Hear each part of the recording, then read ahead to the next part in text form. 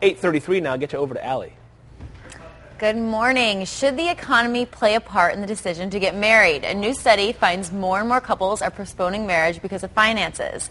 Lou Scatigna, author of The Financial Physician, is here with advice to couples having cold feet. Good morning. Thank you for being here. Pleasure. Okay, so tell us a little bit about what this study found. Well, this study found that more people that are over 18 are not married. It's the first time we've ever seen that before. I think it's like 49% of adults are not married at this point. Now, they're saying that it may be economics, and I think economics may have a part to do with it, but I think it's an excuse not to get married and not have a commitment. Oh, really? So you don't think it's necessarily finances? I think that's an excuse for many people not to get married. Oh. It does play. It is a part of it for many people, but I think it's an excuse. Huh.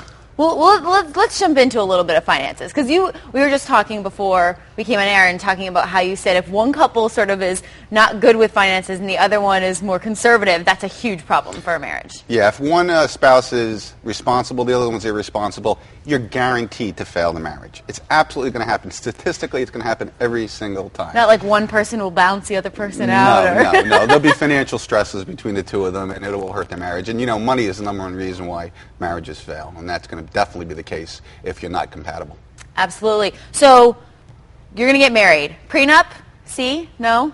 Depends. It depends if you have assets. I mean, if one spouse has a significant amount of assets, the other one doesn't, prenup is definitely have to have one. Or if you have children from a previous marriage, you want to have one as well. If you have no assets going into the marriage, a prenup is not necessary.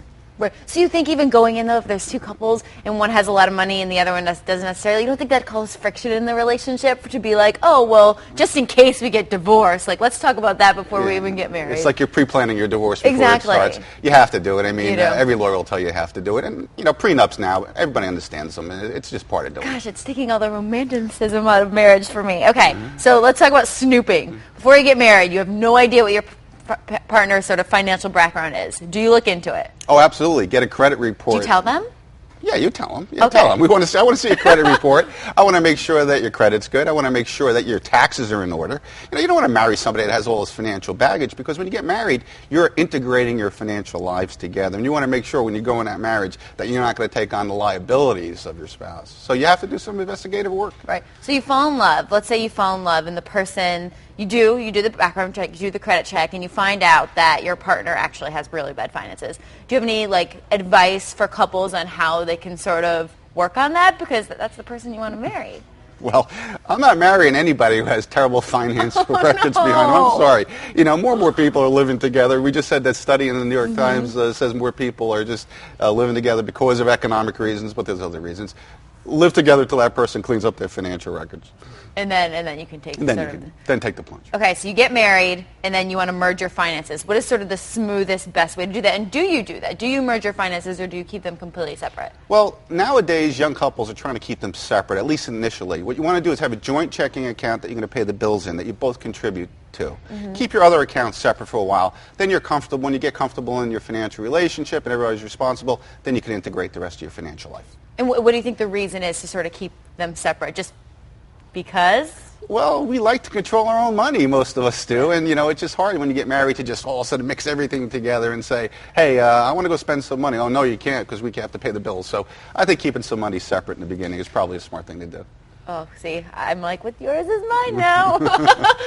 Okay, so say you are getting sort of, well, actually, what percentage of your money should you put if you're sort of having that joint account together? You say put some money in the joint account for the bills you have together, but keep some separate. Is there a percentage? Should you put half your money in there? Or does it sort of depend? It depends on your income levels. I mean, obviously, if one spouse has more income than the other, they'll put more into that joint account for the bills. So it's something that you discuss. It's very important to discuss finances. I say in my book, both you and your honey should manage the money together, because in most marriages, either the husband or the wife manages the bills and the money, and the other one sabotages them. Not purposely, but inadvertently they do it. So sit down together every month, pay the bills together, discuss your bills, manage the money together. Okay, see, I'm engaged. This is very interesting information for me. My fiance's starting a business, and I'm like, well, when you start that, we should just join that all together. And you're telling him no. No. Well, this is all very interesting information. And do you think that when couples do actually tie the knot and get together, you said that they should wait a little bit while before they sort of put them together? is there a certain time frame? Do you wait 6 months? Do you wait a year? Wait till you're comfortable that your spouse is financially responsible.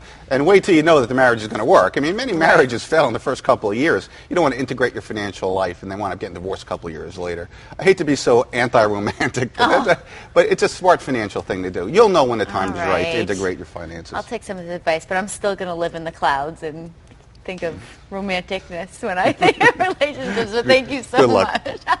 So if you'd like more financial advice from Lou, you can go to our website and click on the See It On tab. Raul, back to you. I live in the clouds too. Hi, Allie, in the cloud. Okay. New research shows that you might want to step away from your computer just a bit and pick up a pen and some paper. We'll explain. Plus this. A local man says he's going to walk all the way from San Diego to New York. We'll tell you